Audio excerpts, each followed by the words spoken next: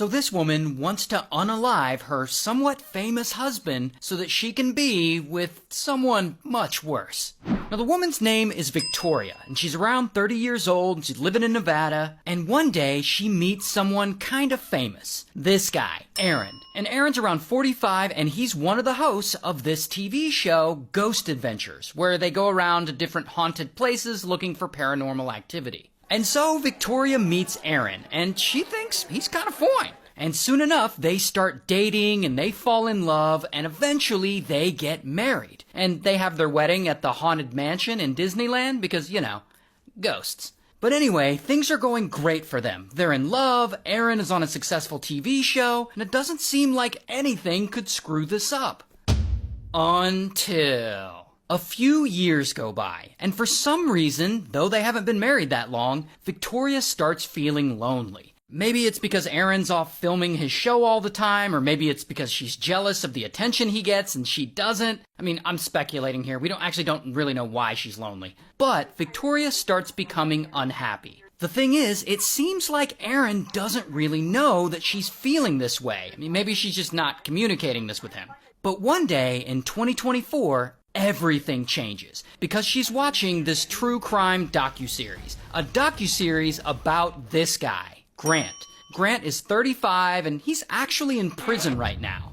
Why is Grant in prison? Well, if you remember, about a month back, we actually covered Grant's story. And if you don't remember him, let me remind you of what he did.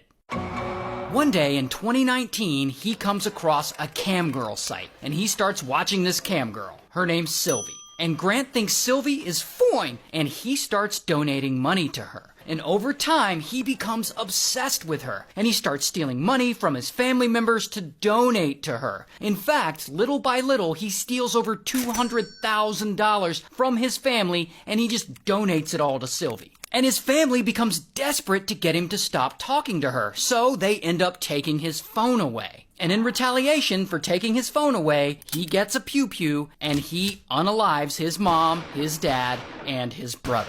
So for that, he gets convicted and he gets life in prison, which he is currently serving. Here's the crazy thing, though. Prison hasn't actually stopped Grant from being obsessed with women. I mean, he's kind of well known now. Like, his story is famous. He's had a whole ass docuseries made on him. And because of that, I guess women around the country have been writing to him while he's in prison. Like, oh my God, you're so fine. As if he didn't just get convicted of murdering his whole family because he couldn't have this cam girl. No, these women want him. Like, sometimes he'll have phone contact with them and he'll respond all creepy like, "Hi, my precious little kitty. I want so many more pictures and videos, and this is just amazing that I get to see you like this. Those beautiful little that I just want to fucking bite on." Buh.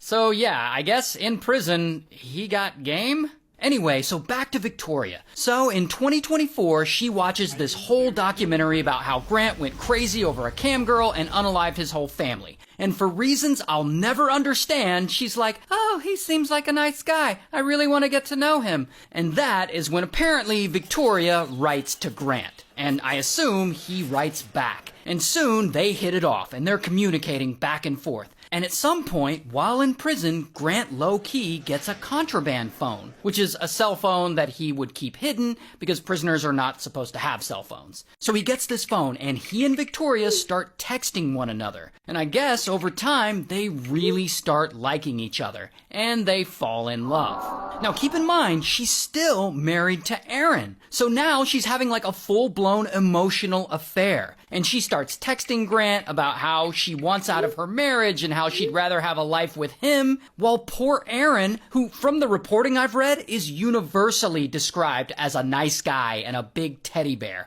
This guy has no idea any of this is going on. He apparently believes nothing is wrong with his marriage to Victoria and that everything is going great, because while Victoria is around Aaron, she's pretending that it is. Now, this is where things get really messed up. So Victoria and Grant are texting back and forth all the time, and they allegedly come up with a plan to get rid of Aaron for good. They decide to hire a hitman to take Aaron out. And so Grant is apparently all excited and he gets right to work on this plan. And he uses his contraband phone to contact someone he knows on the outside. I guess he just texts this guy and he's like, "Hey, want to murder someone?" And this person is like, "All right." And through text, Victoria agrees to pay this hitman $11,515, which is a very specific amount. But anyway, boom, they have officially set this plan in motion.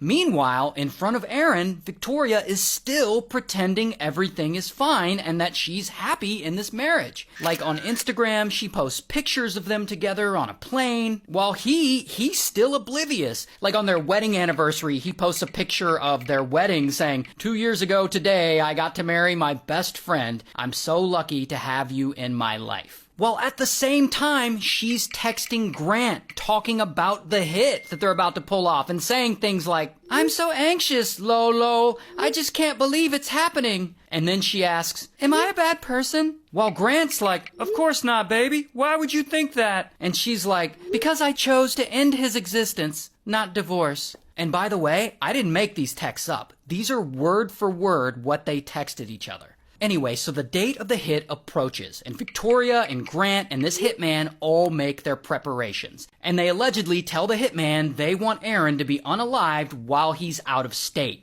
while he's on location filming Ghost Adventures in California. Then Victoria texts Grant Aaron's schedule and his shooting locations, the make of his car, a picture of him. She's also able to give away his exact location with the Find My app. And so Grant sends all this information to the hitman. So now the hitman has everything he needs to get the job done. Then Grant allegedly texts that Aaron's asleep right now in the hotel room, signaling the hitman that he should move forward. Then Grant waits, and he waits, and he waits. And he's not sure if Hitman did the job or not. So he texts him, "Can I get an update? Was it done?" And that is when everything falls apart. Because suddenly, boom, correctional officers at the prison bust Grant for having a phone that he's not supposed to have, and they take it away from him. And as of now, we don't know what happened to Hitman. We just don't have that information yet. But Aaron is still alive, thank goodness. So the hit didn't work. But now Victoria can't communicate with Grant because he doesn't have his phone. So she doesn't know what the hell happened or what's going on. So she just goes on about her life and keeps pretending like her marriage is fine. For months, she's posting on her Instagram, her and Aaron on Valentine's Day, "Mini golf with my Valentine." She's posting about the Lego set she built for him. She posts this picture with their cat, "Cuddle puddle with my boys." See, that's Aaron's leg, that's her leg, and that's his hand on her leg. So to the outside world, everything seems to be going fine for them. So this goes on for several months, and this whole time, prison admin has Grant's contraband phone. And eventually, they start going through it. And that is when they see all these texts between him and Victoria talking about hiring a hitman to unalive her husband. And so, bam, police go and they arrest her. And I don't have a mugshot, but here's a picture of her in real life. Also, just reminding you that she hasn't been convicted of any of this, so all of this is technically alleged. Meanwhile, we're all glad that Aaron is okay, and I've read that since then, he has filed for divorce. So, good for him.